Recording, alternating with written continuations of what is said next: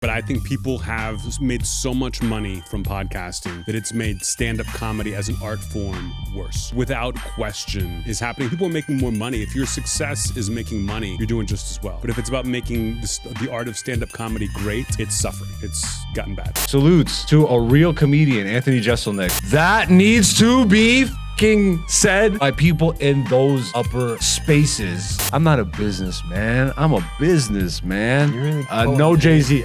When you get in, you really think Just for Laughs is everything. Netflix is everything. The Comedy Store is everything. And it's not that they're nothing. Let's do a little bit of comedy news.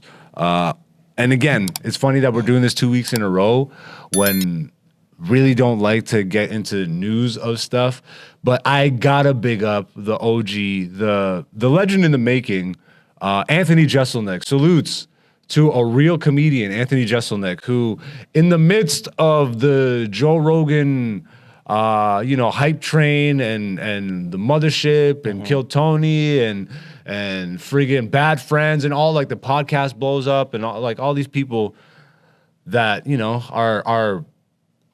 that were established comedians and now are podcasters. Because it means, like, it's great that we're building our platform and we're being honest about what we're experiencing on the come up.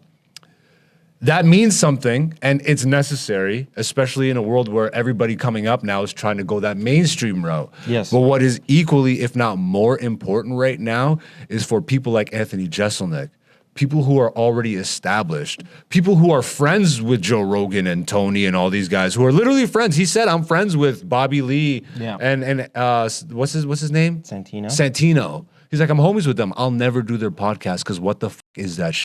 Go on there and talk about horse shit for an hour to 2 hours. I love Joe. Joe is one of my greatest friends.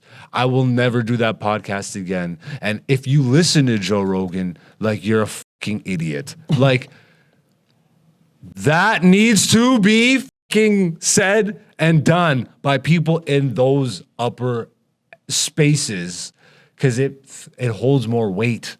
It holds more weight when Corey Holcomb is on a big platform being like, Dave Chappelle, you're throwing your weight around. Excuse me, sir, but are you gonna tell any jokes?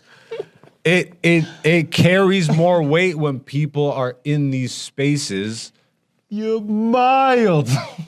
It's like, cause bro, it's everything that I've been screaming at, and from this bottom rung of comedy, I'm still working my way up. But at least now I'm so grateful that, like, I know what to stay away from, and I'm comfortable, bro.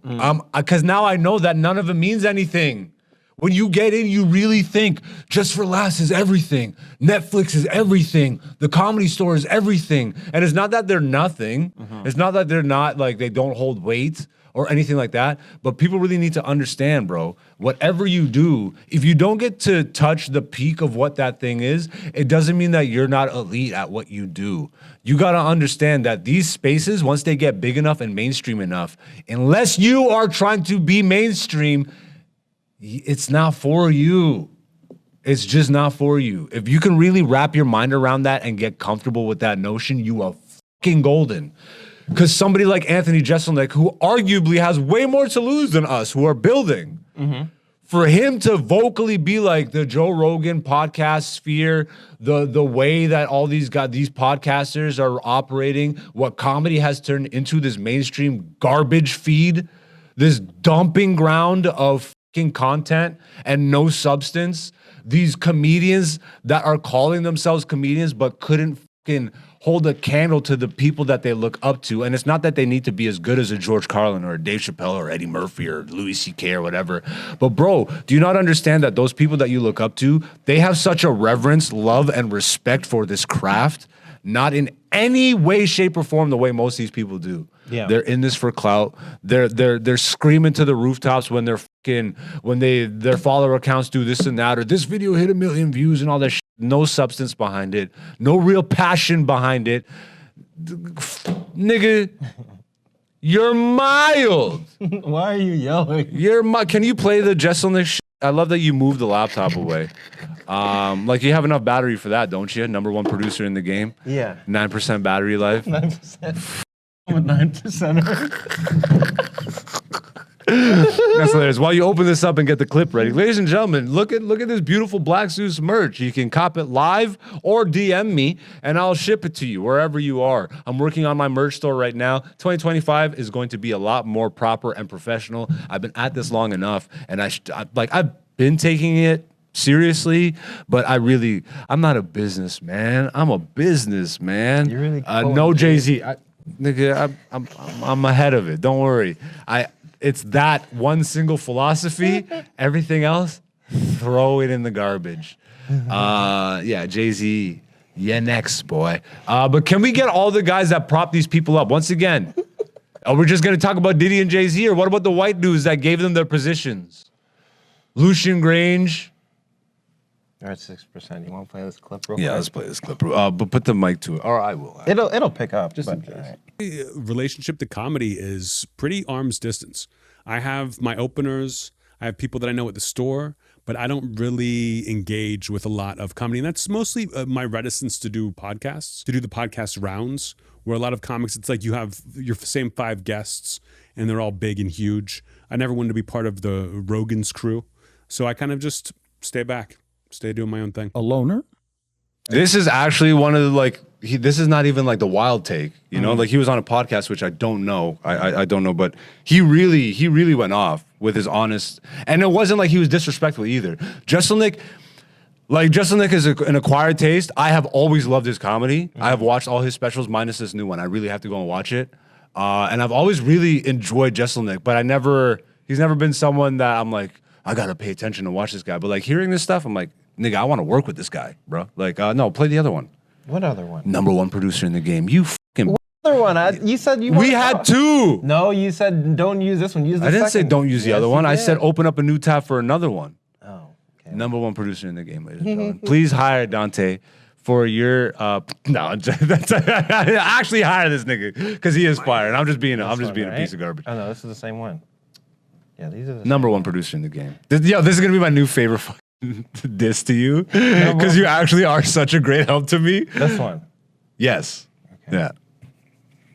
Let me just. Okay, it's recording. All right, we're good. Build it as we fly it. You're my favorite. And yes, I did mention Joe Rogan, guys. Do not get me wrong.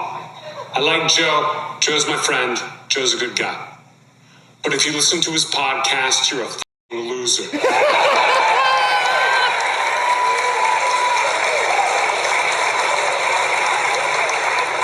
My brother-in-law is Joe Rogan's biggest fan. Never misses an episode. Doesn't think 4 hours is long enough. I fucking love the delivery of that. Like Jeselnik. Brother-in-law is Joe Rogan's target demographic.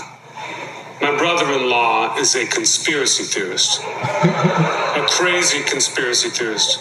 Like, my brother-in-law refuses to become an organ donor because he swears that if you get into an accident and the paramedics see that you're an organ donor, they won't try to save your life because they want to use your organs to help someone else. Have you ever heard that one? It's insane. Yeah, I have. Yeah. But I can't argue with him. He's a paramedic. Bro, there's not many comics left that can hit that left turn, just like that blind, like you think you know where he's going. Jeselnik, you have absolutely no idea. The only thing you know is wherever he takes you, the punch is going to be so funny and not what you were expecting. He's so elite at the misdirect. Yeah. Like so elite. I feel like he's more of an acquired taste, especially his early. We're done with the laptop stuff. His earlier stuff, I feel like is more of an acquired taste because he was more on the shock side.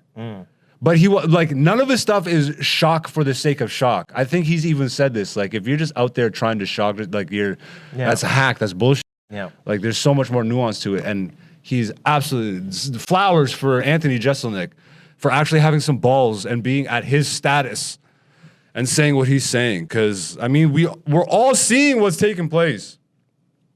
It's friggin', this clout machine sucks. Comedy has turned mainstream, and when you get that, you get less people that are in it for why it existed in the first place.